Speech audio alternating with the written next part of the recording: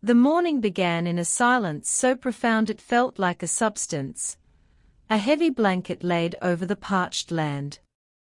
The only sound to tear through it was the rhythmic, agonizing squeak of the old well's pulley. It was a sound Alara knew better than her own heartbeat.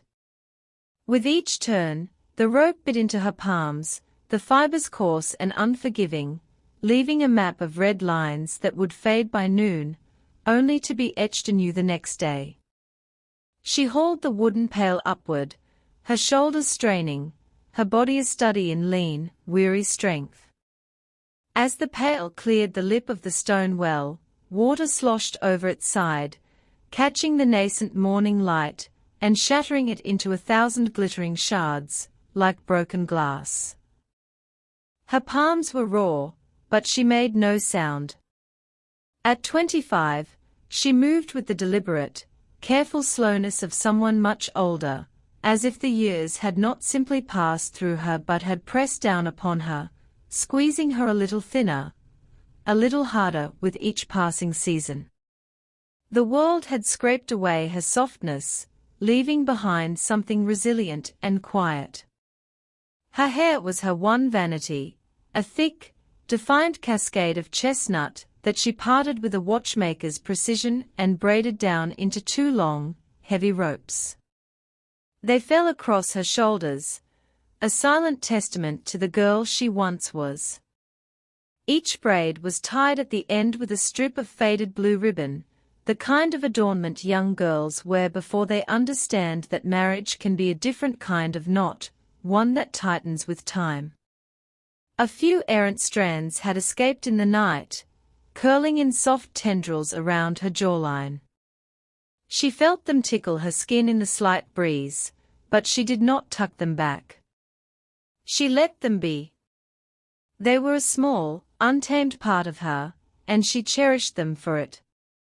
The house behind her was a reflection of her life. It leaned slightly to the east, as if perpetually flinching from the westerly winds. Its porch sagged, missing a rail like a gap-toothed smile. The roof, patched with tin and hope, was bowed in the middle like the tired back of an old man. Smoke did not rise from the chimney. He hadn't chopped wood in days. Her cooking fire was a meager thing, fed with dried grass, brittle twigs, whatever the indifferent wind blew near her door. A man stirred inside. The sound of his heavy footsteps on the buckling floorboards was a familiar dread. Each groan of the wood was a prelude. The door creaked open, a complaint of rusty hinges. She straightened her back, her gaze fixed on the horizon, but every muscle in her body was coiled, listening. "Where's the goddamn coffee?" The voice came, thick and slurred with the residue of last night's whiskey. It wasn't angry yet, but it was close. It was always close. The anger was a predator, always circling, waiting for the slightest provocation to pounce. She moved quickly, not from fear. Fear was an old, worn-out garment she had learned to shed, but from the deep groove of habit. Survival was a dance, and she knew all the steps. The coffee had run out 3 days ago, the last of the dusty grounds scraped from the bottom of the tin. Now, she boiled acorns. She'd spent an afternoon gathering them, leaching the bitterness out with repeated soakings, then roasting and crushing them into a dark, gritty powder. It was a bitter, unsatisfying brew, but it was brown enough to trick a bleary eye in the dim morning light. She poured the steaming, dark liquid into a tin cup, the handle hot against her fingers. She turned and handed it over to him without meeting his gaze. Looking him in the eye was an invitation, a challenge he was always too eager to accept. He took the cup, his knuckles thick and chapped. A low grunt was his only acknowledgement. He brought it to his lips, drank, and then spat the liquid onto the dusty ground near her feet. The dark splatter looked like a wound on the earth. "This ain't coffee." It was not a question. It was an accusation. She said nothing. She turned back to the pail of water, picked it up with a smooth, practiced motion, and wiped her free hand on the worn canvas of her apron. He watched her, his form silhouetted in the doorway. His belly, soft and swollen from drink, strained against the buttons of his grimy shirt. A leather strop hung from his belt. Once, it had been for sharpening the straight razors of his trade. Now, it was mostly for threats, a coiled serpent he would slap against his thigh when his words failed to wound her enough. He hadn't worked in months. Silas used to be the barber in town, his hands surprisingly steady then, his patter light and easy. Folks said he had a good touch. But that was before.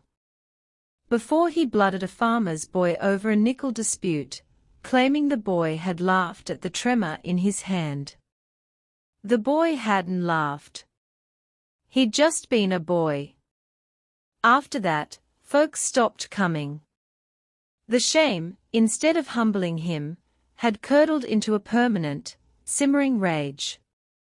Now, he spent his days drinking away what little money they had, or sleeping, or dreaming up new, insidious ways to humiliate her. Lately, his resentment had grown fixated on her braids. They were a symbol of a beauty and dignity he could not touch, and therefore, could not tolerate. "You think they make you pretty," he'd slurred just last night, swaying in the doorway, his eyes unable to focus on her face, but locked on the twin ropes of her hair. "Think they make you young." She had looked away, her gaze finding a crack in the wall, tracing its path, as if it were the most interesting thing in the world. He had stepped forward then, his breath a foul cloud, and raised the rusted shears he sometimes used for shearing their few scrawny sheep. "I could cut 'em off," he'd whispered, the threat slick with malice. "Make you see what's really left of you." He hadn't done it. The whiskey had won, pulling him down into a stupor before his cruelty could find its target. He'd passed out on the floor with the scissors still clutched in one fist. This morning, she'd found them lying on the floor near the stove, cold and inert. She had picked them up and placed them in the drawer beside the sack of dry beans, as if they were no different from any other household tool. A thing to be used, then put away. But she didn't touch her braids. She left them just as they were, a silent act of defiance he was too drunk to notice. When the doors opened and she stepped through, silence fell so sudden the piano keys ached from being untouched. Some gasped, others simply stared. Her face was no longer bruised, but it bore the faint trace of healing where his ring had once marked her. Her dress was simple and washed, but the blue ribbon at her waist, freshly stitched, held the eye. It matched the cloth around her babies, each one resting silent in the cradle of her arms, as if they, too, were waiting. The preacher froze mid-word. His mouth still open, the words "The Lord is merciful" hung in the air like fog that wouldn't lift. She didn't speak yet. She simply walked down the aisle until she stood in full view of every watching soul. Her husband's mouth parted for a breath. He didn't blink. Then, in a practiced motion, he stepped forward, hands lifted in a show. He looked at the crowd first, then at her. "You came back," he said. "Praise God. You must have been sick, out of your mind." She spoke, not loud, but clear. "You tied me behind your horse and left me to die." It was not a shout. It was a sentence placed gently on the ground for everyone to see. A woman in the back dropped her hymnal. The preacher stepped down from the pulpit, but stopped halfway, unsure where to stand in the divide that had just split the room. The babies stirred. One made a sound, neither cry nor a coo, but something in between, a sound that felt like truth spoken from the cradle itself. I gave birth in the barn, she continued. Alone. You said they weren't yours. You told me I shamed you. Then you dragged me across the earth until I stopped screaming. He laughed, but it broke halfway through. You think they'll believe that? After everything. You were gone. What man wouldn't lose his mind in a panic? You ran, remember? I told them. They heard me. This ain't a wolf, interrupted him. The ranch hand, who had never once raised his voice in 3 years of service, stepped from the aisle and held up something wrapped in linen, a charred wood, a split cradle beam. He placed it gently on the church floor. Found this in the ashes behind the barn, he said. Ain't no wolves that broke it. The midwife stood next, her face calm, but her voice sharper than ever. You told me she labored hours, then sent me home before they were born. I said no woman would do that. You said she wasn't right in the head. She looked around the room, eyes shining with something older than fury. I should have known. I did know. I was just tired of not being believed. Her husband took a step back. One of the babies began to cry. It wasn't loud, but it echoed because no one moved, no one dared breathe. You left them, too, she said softly, adjusting the baby in her sling. Didn't even check if they were alive. She turned to the preacher. Does that sound like a man who feared for his wife, or one who feared for his reputation? The preacher looked down at his hands. The sheriff, seated in the back, stood slowly, hat in hand, eyes wide with something that looked too much like regret. I need to ask you to come with me, he said to the husband. But the man laughed again, this time wild, jagged. You all believe this now? This woman who ran off in the middle of the night like a feral. This drifter. This scarred little fool. His voice cracked, not with sorrow, but rage. He reached into his coat, but the quiet man had already stepped forward. He didn't draw a gun. He didn't raise his fist. He simply lifted his arm, revealing the same blue ribbon the woman wore around her waist now tied around his wrist. The gesture said everything, that he had stood beside her, that he had heard her, that he had carried her when no one else did. The husband froze. For the first time, fear slid behind his eyes. The sheriff stepped in and disarmed him, quickly, roughly, and the man went down like a lie finally told. The babies cried again, this time together, the sounds overlapping in a chorus of life. She sat down then, not because she was weak, but because the moment had passed, and she was still here. Oh, sighed the preacher. He stepped forward once more, but didn't take his place behind the pulpit. He stood beside her. She's not the one who needs to explain herself, he said quietly. Afterward, the town didn't change overnight. Some folks still whispered, some said she should have stayed gone. But most looked her in the eye now. She and the quiet man built a home by the creek, not far from where she'd healed. They didn't rush anything. He asked once, months later, if he could sit beside her on the porch swing just to feel the baby's breath in the dusk air. She let him. Years passed. The triplets grew wild and kind. One spoke in questions, one in music, one in silence. And every time, they asked about the scar on her side or the line around their father's name, she told them the truth. She told them about rope burns and whispering rivers, about the sound of tiny cries in the cold, and the man who listened instead of asked. And when they were older, she told them this: don't trust those who tell you to stay quiet. Trust those who stay when you speak. Sometimes, late at night, she walked the edge of the porch, listening to the wind, remembering. The cradle had split, but she hadn't.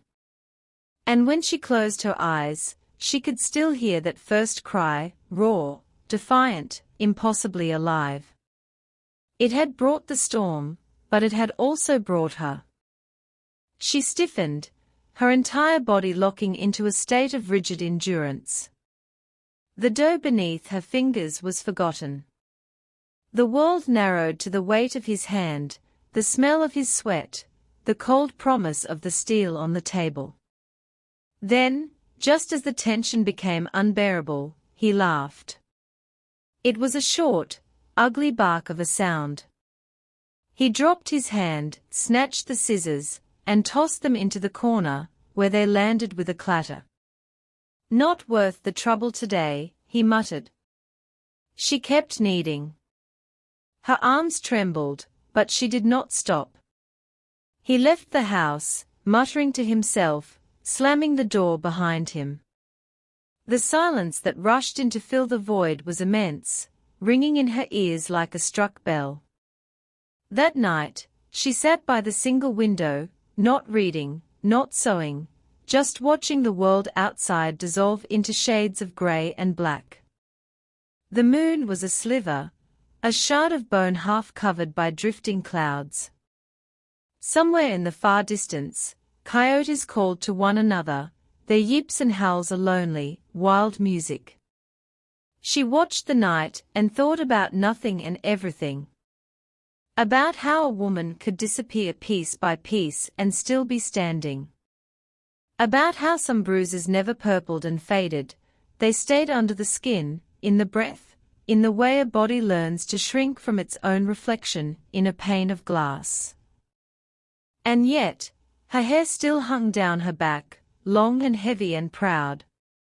She reached up, her fingers tracing the intricate pattern of a braid. She touched it with a careful, almost reverent tenderness. And she didn't cry. Outside, a horse's hooves sounded on the road. Slow, measured, the sound of a single, unhurried rider. She didn't stand, didn't peek through the curtain. She just sat and listened until the sound faded into the vast, consuming darkness. She wondered, briefly, if it had been him, the stranger from the store. But that was foolishness, a dangerous kind of wishful thinking. She didn't believe in saviors anymore. She had learned long ago that the only person she could rely on was the silent, watchful woman who stared back at her from the well water each morning.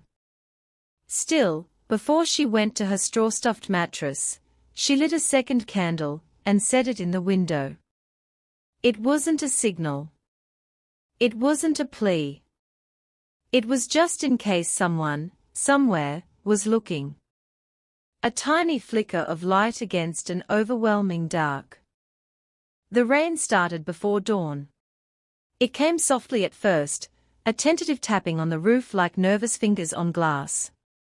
Then it grew steadier, heavier, until the whole cabin sang with it, a drumming, cleansing roar that washed the dust from the air. She lay awake on her side of the bed, listening. The weight of him beside her made the boards groan whenever he turned. His breath stank of last night's rot-gut whiskey, a sour, foul odor that permeated the small room. He snored between ragged, wet coughs, each one sounding deeper and more troubled than the last. She did not move. Rain always softened the edges of the day, and she cherished what little softness came her way. When she finally rose, the floor was cold beneath her bare feet. She moved quietly, her toes finding the familiar knots in the floorboards where the wood didn't creak. Her dress, hung to dry near the hearth, was still faintly damp from yesterday's wash, but she buttoned it anyway. She stood before the small, cracked mirror and braided her hair as she always did, her fingers moving slowly, deliberately. The threat of the scissors still lingered in the house like a wisp of smoke, but the ritual of braiding was her own. It was a prayer, an anchor, a quiet declaration of self. Silas stirred, muttered something incoherent into his pillow, and then fell silent again, sinking back into his drunken slumber. She boiled what was left of the oats Mr. Gable had given her. The steam felt good on her face, a clean, moist warmth. She added a pinch of salt, their only seasoning, and then sat alone at the rough-hewn table, eating with small, measured bites. The food had no discernible flavor, but it was warm and it filled the hollow ache in her stomach. It was sustenance, and that was enough. By the time she slipped out the door, the world was a watercolor painting of puddles and silver skies. The distant church bells rang, their call faint and muted through the falling rain. Her worn leather boots sank into the mud with each step, but she walked on, the thin shawl around her shoulders absorbing the drizzle until it clung to her like a second skin. She wore no bonnet, carried no umbrella. She was just a quiet woman moving through the grey. The church sat at the edge of town, a worn but upright structure, the cross atop its steeple leaning slightly, like an old man holding onto a cane against the wind. Inside, the air smelled of wet wood, damp wool, and hymnals whose pages had gone soft with age. The preacher was already speaking when she slipped into a back pew. She sat at the very end, folding her arms across her chest, not for warmth, but as a barrier. She wasn't listening for salvation, only for the rhythm of another voice, a voice not raised in anger, not slurred with drink. She noticed him after a moment. The stranger. He was 2 rows ahead, near the center aisle. He sat perfectly straight, unmoving, his dark coat soaked through at the shoulders, his hat folded neatly in his lap. His hair was dark, but she could see now, in the watery light from the stained glass window, that it was threaded with silver at the temples. His hands rested on his knees. They were large, weathered hands, the hands of someone who built things, who worked with wood and stone. They were not like her husband's hands, which had grown soft with laziness, and were only ever clenched in anger. The preacher spoke of patience, of storms sent to test the soul, of finding strength in tribulation. Elara thought, some storms don't test you. They just last too long. Her eyes drifted away from the preacher, down to the pews in front. A child sat near the front, a girl of perhaps 8 or 9. Her hair was braided just as tightly as Elara's, but hers was tied with bright yellow ribbons. The girl, feeling a gaze upon her, glanced back. Her eyes met Elara's, and she smiled. It was a wide, simple, uncomplicated smile. The kind of smile that isn't taught, only born. It startled her, that smile. It was a gift, freely given, with no expectation of return. She hadn't been looked at like that, with such open, guileless warmth, in years. A forgotten muscle in her own face twitched, a faint echo of a smile in return. The sermon ended. People rose, a rustle of damp coats and shuffling feet. The rain had slowed to a fine mist, but no one lingered to chat on the church steps. They scattered like seeds on the wind, eager to get back to the warmth of their own hearths. Elara stepped outside, blinking against the sudden, bright grey light. The wet shawl felt heavier now on her shoulders. As she turned to start the long walk home, she nearly bumped into him. The stranger. She looked up. He looked down. For a long moment, neither spoke. Something passed between them in that silence. It wasn't electric, not romantic, not yet. It was something quieter, more fundamental. It was human. It was the simple, profound acknowledgement of one soul recognizing another's quiet survival. Her prayer book, which she had tucked under her arm, slipped from her grasp and fell with a soft thud into the mud. Before she could even bend, he moved. He bent without hesitation, picked it up, and wiped the mud from its cover with his thumb. He held it out to her, carefully, his movements gentle, as if he wasn't sure if touching it, or her, would frighten her away. She took it. "Thank you." Their fingers didn't brush. He just nodded once, a curt, respectful gesture. Then, without another word, he turned and walked away, his boots making soft sucking sounds in the mud. He was just a figure disappearing into the mist, toward the tree line. No words, no flourish. Elara stood a moment longer, the prayer book clutched in her hand. Her heart was quiet. It wasn't racing, just alert. It felt as if someone had drawn back a heavy curtain in a dark room, letting a single, startling sliver of daylight in. By the time she returned home, the rain had stopped completely. The house was still. No smoke from the chimney, no sound from within. But the door was open, just a crack. A sliver of darkness that felt more ominous than a locked door ever could. She stepped inside slowly, her senses on high alert. The smell hit her first, sweat, sour and sharp. He sat in the chair near the cold fire pit, shirtless, his pale, doughy skin glistening with a feverish sweat. An empty bottle lay on the floor beside him. His eyes were red-rimmed and unnervingly focused, tracking her every movement as she crossed the room. "You look holier than usual," he said, his voice a hoarse rasp. "What did you pray for today?"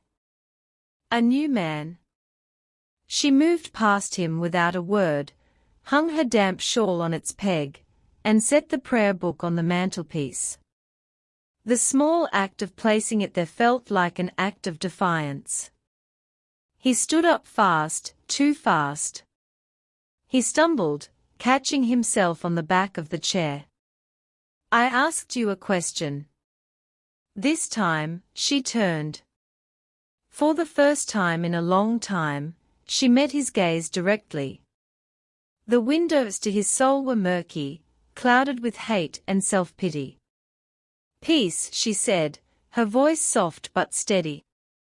He snorted, a wet, contemptuous sound, and spat on the floor. "You'll get peace when I say so." His eyes darted to the hearth. She followed his gaze. The shears. They were lying where he'd tossed them days before, half hidden in the ash. He picked them up, the metal dark against his skin. He held them up, the blades slightly open, a threat reborn. "You think I don't see what you do," he seethed, taking a step toward her. "With that hair. Every day. Braiding it up like you're some goddamn prairie queen, waiting for a night." She backed away, her body moving instinctively toward the small kitchen corner. Her heart was thudding now, a frantic drum against her ribs. It wasn't just fear anymore. She'd learned to tuck fear away, to live with it as a constant companion. This was different. This was the cold, clear knowledge that the line was close. The one he crossed when the drink met his deepest, cruelest insecurities. "I'll cut it," he said, his voice dropping to a conspiratorial whisper. "All of it. You'll look how I say you look. Or you won't look like nothing at all." He lunged. Despite the heaviness in her limbs, she was quicker. She ducked under his outstretched arm, the cold metal of the shears whispering past her ear. She darted toward the pantry, a small, dark closet where she kept the potatoes and onions. She slammed the thin wooden door behind her, and, in a moment of desperate ingenuity, jammed the worn handle of the broom under the latch, bolting it shut. Inside, it was dark and smelled of damp earth and onions. Her own breathing sounded deafeningly loud in the confined space. He kicked the door. Once. The wood shuddered. Then again. But the whiskey had stolen his strength, and the broom handle held. "I'll deal with you later, you bitch," he growled. There was the sound of a bottle being picked up, a thump as he likely slumped back into his chair, and then silence. A thick, heavy silence that was more terrifying than his rage. She stayed inside the pantry until the sound of his deep, rattling snores filled the house. Only then did she cautiously remove the broom handle and creep out. The shears were back on the table, glinting innocently. She didn't touch them. Instead, she moved through the house with a new purpose. Her body, a faithful clockwork, performed its usual tasks. She wiped the counter, checked the windows, set the last of the flour to rise into a small, sad loaf of bread. But her mind was elsewhere. It walked back to the church, to the little girl's uncomplicated smile. To the stranger's hands, large and capable, and the way he had returned her prayer book, as if it was something holy. That night, a storm broke. Lightning arced across the sky, flashing white through the windows, illuminating the room in stark, momentary daylight. She watched it from the edge of the bed, her knees drawn up to her chest. He slept beside her, a dead weight, one leg thrown across the sheets like a fallen tree. She didn't sleep. She remembered her wedding day. She was 19. It had been a Sunday, just like this one. Her father, a practical man who saw a husband as a solution, had said she was lucky. Her mother, her face a mask of quiet resignation, hadn't looked at her once during the entire ceremony. The preacher's hands had trembled as he spoke the vows. Her husband, Silas, had been sober that day, his face scrubbed clean, his hair slicked back. She remembered the way he'd grabbed her wrist as they left the church, his grip possessive and hard, a silent promise of what the rest of her life would look like. But now, 6 years later, she knew what love didn't look like. And perhaps, just perhaps, she had begun to sense what it might. In the distance, the sound of a horse's hooves again. Not at her door. Just nearby. Faint, measured, as if the earth itself were breathing slowly and calmly. She lay down finally, turning her back to him, facing the wall. She pulled the thin covers up tight around her shoulders. The rain had stopped. And something inside her, something small and long buried, felt the faintest, most terrifying ache of hope. Not for rescue, but for a different way of being seen. The wind rose late the next afternoon, a hot, dry breath that curled through the cracks in the walls, carrying the scent of approaching heat. By dusk, the sky wore bruised, swollen purple, the clouds moving with a ponderous slowness. Elara worked quietly at the stove, ladling a thin stew into the one good bowl they still owned, the one with the faded blue rim and the hairline crack running through its side. The bread hadn't risen properly, the flour was old, the yeast weak. The fire was little more than embers. Still, she did what she always did. She made a meal out of almost nothing and set it gently on the table before a man who had never once said thank you. He sat slouched in his chair, his belly stretched taut, his boots kicked out wide as if the world owed him space. His eyes were already glossed over, but his grip on the half-empty whiskey bottle stayed sure. She took her place across from him, her hands folded in her lap, her mouth a thin, unmoving line. He chewed loudly, slurping the broth, spilling a streak of it down his front. He swore at the bowl. Too hot, he mumbled, though it was barely warm. She didn't reply. She watched the window instead, the way the thin curtain lifted gently in the draught, then fell again. Out there, the dust was settling on the road like soft ash. A long shadow stretched down the path that led toward the hills. No one used that road much. Not anymore. He slammed his spoon down, rattling the table. The sudden noise made her jump. You walk around here like some quiet ghost. Think you're better than me? He asked, his voice a low growl. Still, she said nothing. Silence was her shield. You hear me? I hear you, she said, her voice flat and devoid of emotion. He stared at her, a long, hard stare. The stew cooled between them. The bottle tilted again, a long swallow. He set it down, half empty, and his hand fumbled for the drawer near the table. Out came the scissors. He held them loosely at first, turning them over and over in his hand like a man toying with a coin. The metal glinted faintly in the lamplight, dulled by rust and use. Her breath caught in her throat, a tiny, involuntary hitch, but she didn't flinch. He'd waved them before. Threats spoken in the thick of liquor didn't always follow through. But tonight felt different. He didn't speak. He just stood up, his movements slow and deliberate, and came around the table. He towered over her, his wet, slack-jawed grin twisting his face into something far worse than simple ugliness, into something mean, shallow, and deeply certain of its own right to inflict pain. She stood too. Not out of challenge. Only to face what had been coming for so long. I told you before, he murmured, his voice thick.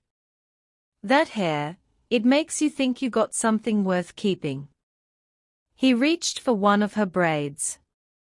She stepped back, a single, sharp movement. Don't, she whispered. The word was small, but it was hers. I said, he growled, his voice rising, I'll do what I. But the front door opened. It didn't burst open. It didn't slam. It simply creaked, slow and measured, as if someone had tested it first, making sure their entrance would not frighten. She turned. So did Silas. The stranger stood in the doorway. Dust on his coat, hat in his hand. The wind that followed him in swirled softly through the room, lifting one of the loose strands of hair at her temple. Her husband blinked, swayed on his feet. Who the hell are you? He barked, his bravado thin and brittle. The stranger didn't answer him. He stepped inside, his movements as calm as still water, and closed the door behind him.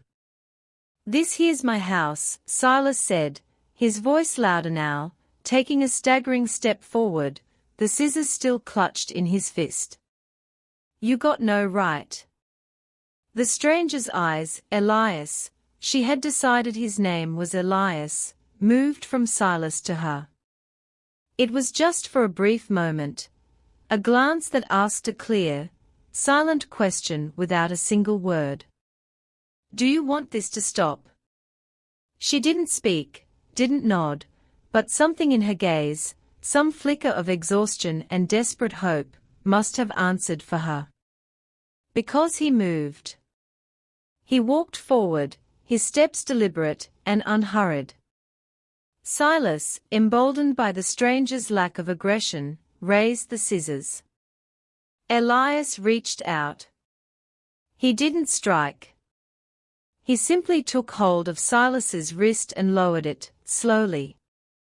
There was no great show of force, just a kind of quiet, immovable certainty that made Silas hesitate, his drunken fury faltering in the face of this unshakable calm.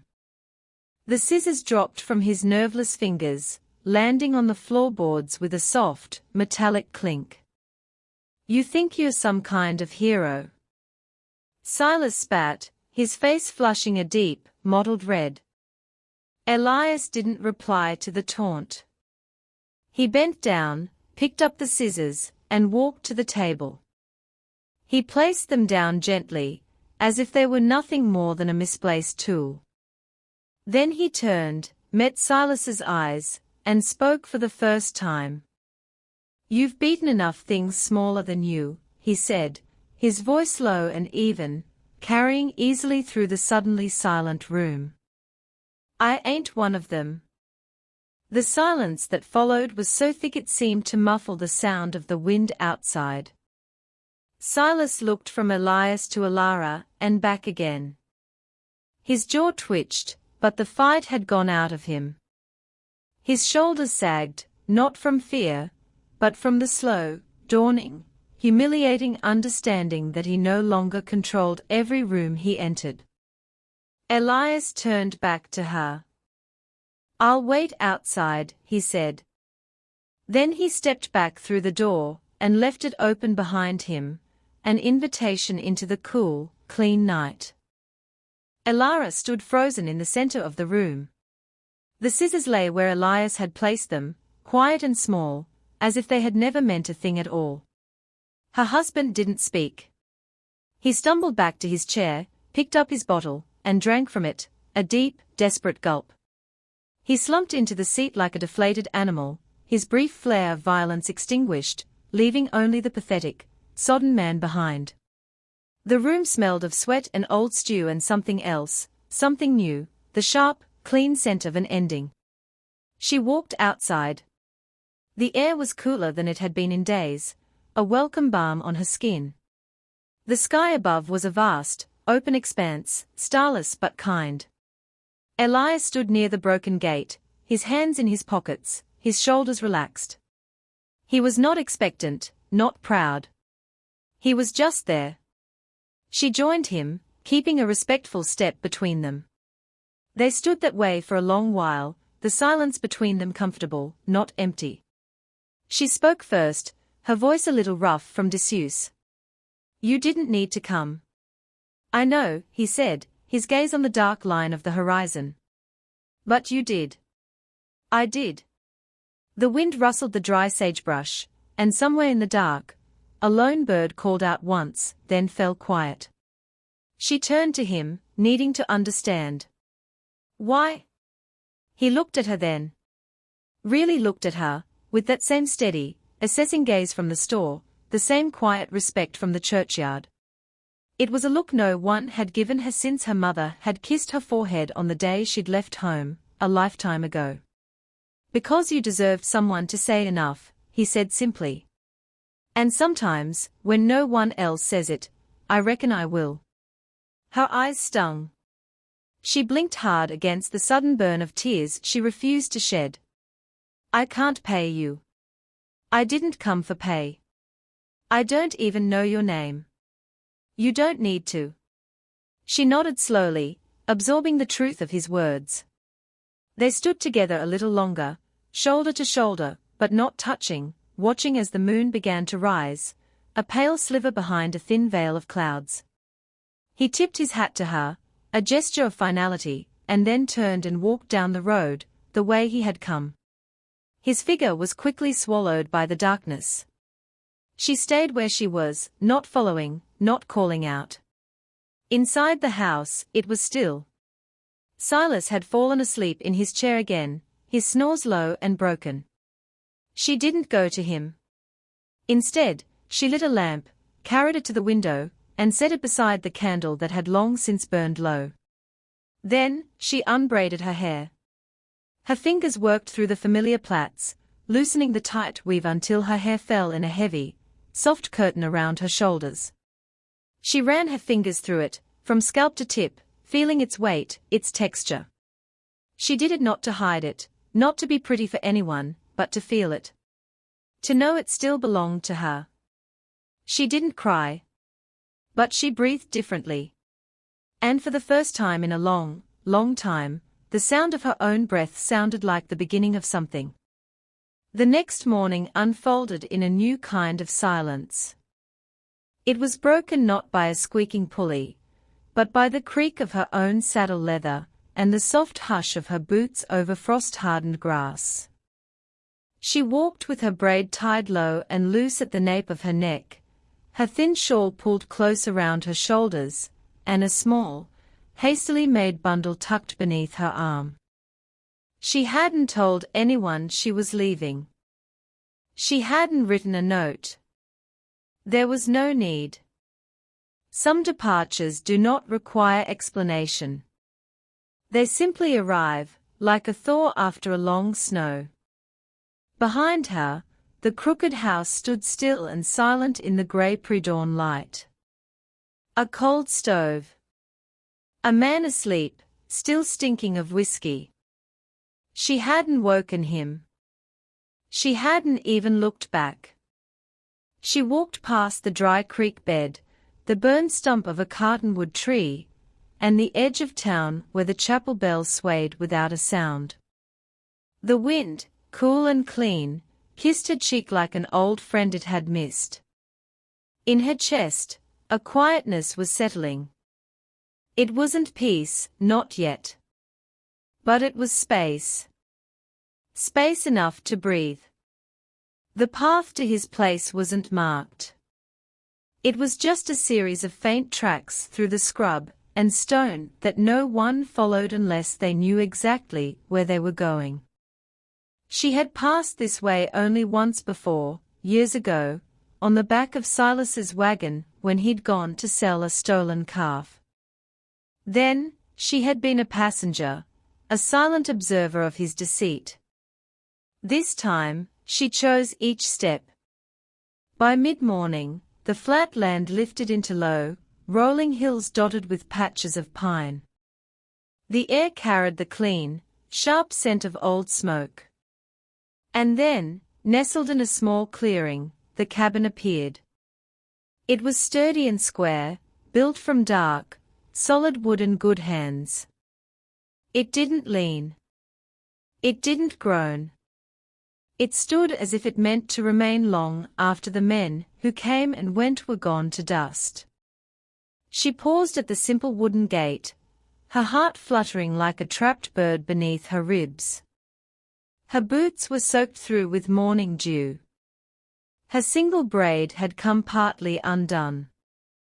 She didn't fix it. She stepped forward and knocked once, her knuckles making a sharp, solid sound against the door. It opened a moment later. He stood there. Elias. His hair was damp from washing, and he wore a simple flannel shirt, the sleeves rolled up to his elbows. His quiet, steady eyes took her in, the bundle, the determined set of her jaw, the exhaustion that clung to her like a second shawl. He said nothing. She stepped inside. The cabin was warm. A low fire crackled in the stone hearth, and a kettle steamed gently on a cast-iron stove. Tools, saws, hammers, planes, hung neatly on the wall. The air smelled of cedar and coffee and bread baked without bitterness. She stood in the middle of the small, clean room, her hands clenched around her bundle. He didn't move toward her, didn't ask a single question. He just waited. At last, she found her voice. I left. He nodded once. Good. I didn't know where else to go. This is fine. She swallowed hard against the lump in her throat. I'm not asking for anything. I just wanted, she hesitated, unsure of what she wanted, what she could dare to ask for. I wanted quiet. And maybe a place to sit for a while. He pulled a sturdy wooden chair from the small table, and turned it gently to face the fire. She sank into it, the warmth from the hearth seeping into her bones. For a long time, they said nothing. The fire popped and crackled. Outside, the wind moved through the pine branches. The kettle whistled once, a low, gentle sound, then quieted. He poured coffee into 2 mugs. He offered one to her. She took it with both hands, cradling its warmth. It was strong and black and clean. She drank it without sugar. He sat across from her, giving her the gift of his silent presence. "I thought he'd kill me," she said, her voice low, speaking to the fire. His jaw tightened, a flicker of muscle, but he said nothing. "He wanted to cut my hair," she continued, the words spilling out now. "Said I didn't deserve to keep it. Like it was some kind of lie I was wearing." "You weren't lying," he said. "No," she said. "Just surviving." She reached into her bundle and unwrapped the length of muslin inside. She revealed a small carving, an old trinket from her mother's chest that she had hidden away for years. It was a horse, hand-whittled and worn smooth with age. "I kept this. It was the only thing that ever felt like mine." He nodded, studying the small object, then looked back at her face. "You came here with nothing," he said, "and still brought more than most." A small, fragile smile flickered on her lips, then held. "I don't expect kindness," she whispered. "I've forgotten what to do with it." "Then we'll take our time," he said. She looked away, tears finally threatening to fall. She pressed her fingers hard against the warm ceramic of the cup. He rose from his chair, walked to a small cabinet, and returned with a tin. He set it on the table between them. Inside were spools of thread, a darning needle, a silver thimble, simple tools for mending. "You can mend here," he said. "Or just rest. Or do nothing at all." She stared at the items, her chest rising and falling with a slow, deep breath. "You think I'm broken?" He shook his head. "I think you're tired." That was somehow worse and truer. He didn't press. He just stood by the hearth, quiet and patient, and let her choose what came next. And what came next was breath. A full, deep breath, the first she had drawn without fear of being heard in a very long time. Later that day, they worked side by side in a comfortable silence. She swept the floor of the cabin. He chopped wood, the rhythmic thud of the axe a steady, reassuring beat. When he passed behind her, he never touched her. He simply moved around her, giving her space, treating her as if she were a whole thing, not a shattered one. At dusk, she stood at the threshold of the cabin, watching the sun bleed gold and orange over the western ridge line. In her hand was a comb he had given her. She held it for a while, then sat on the porch steps, pulled her braid loose, and began to untangle the knots, slowly and gently. He stepped outside and leaned against a porch post, watching the sky. "I don't know what to do with myself now," she admitted, her voice quiet. "You start small," he said, his voice just as quiet. "How?" "Braid your hair," he said, his words soft but sure. "Not for him. Not for me. For you." The words sank deep. She lowered her eyes, her fingers still in her hair. Then, she began to weave the strands together again, this time slower than before. Each motion was a conscious act of choosing. By the time the last tie was wrapped, the first stars had begun to appear in the darkening sky. In town, they would be talking. The gossiping wives, the silent men who had watched but never stepped in. Her husband might be awake by now, alone in a house that suddenly felt colder and emptier than it ever had with her inside it. Let them talk. Let him sit in his own suffocating silence. She had left that world behind. The next morning, a rider appeared on the trail. It was Martha Gable, the storekeeper's wife, her old bones braving the saddle. She brought a basket with warm biscuits, a jar of jam, and a bundle of fabric printed with soft-colored flowers. She looked at Alara, then at Elias, and then back at Alara, her gaze full of a fierce, unspoken approval. "You're not alone," she said simply. And for the first time, Alara knew it was true. A week passed, then another. Elara's silences began to fill with small sounds, the hum of a song as she worked, the soft laugh at something Elias said. The hunted look in her eyes began to recede. Then, one late afternoon, Silas came. He rode a horse gone thin and mean, and he moved with a slow, arrogant swagger, as if he expected to be met with fear or applause. Alara saw him coming and walked to the gate. Her shoulders were straight. Elias came and stood a few feet behind her, his hands relaxed at his sides, a silent, solid presence. Silas dismounted. "You think you're something now," he sneered at her. "I know I am," she answered, her voice clear and steady. He looked past her, at Elias.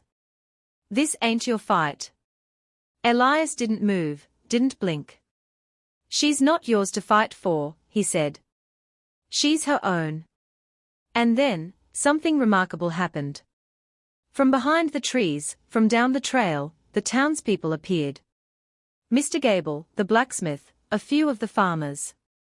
Even the little girl with the yellow ribbons, holding her father's hand. There were no guns, no shouts. Just presence. Just silent, watching eyes. Silas, once so loud, so certain of his power, looked around at the ring of quiet faces. He saw that the story had changed. He saw that the room, the town, the whole world, no longer bent toward his voice. He muttered a curse, spat on the ground, and turned. He hauled himself onto his horse and rode away without another word. Alara didn't watch him go. She turned back to the cabin. Elias held the door open for her, and she stepped through. The past was no longer at her heels, but somewhere behind her, a shrinking figure on a dusty road. Inside, the fire waited. The room breathed, and so did she. That night, they didn't speak of love, but they spoke of names, the names of stars, of places she had only dreamed of as a child. They didn't kiss, but as the night grew cold, they shared a blanket by the fire, a silence, a nearness that didn't demand anything but trust. And that was enough. It was more than enough. Some women aren't saved by gunfire or glory. Some save themselves, one quiet choice at a time, when a hand is offered with no demand, only stillness. If you are reading this, if you have been hiding behind your hair, behind bruises no one sees, know that your story can change. Light a candle. Braid your hair for you. Take a breath that sounds like the beginning of something.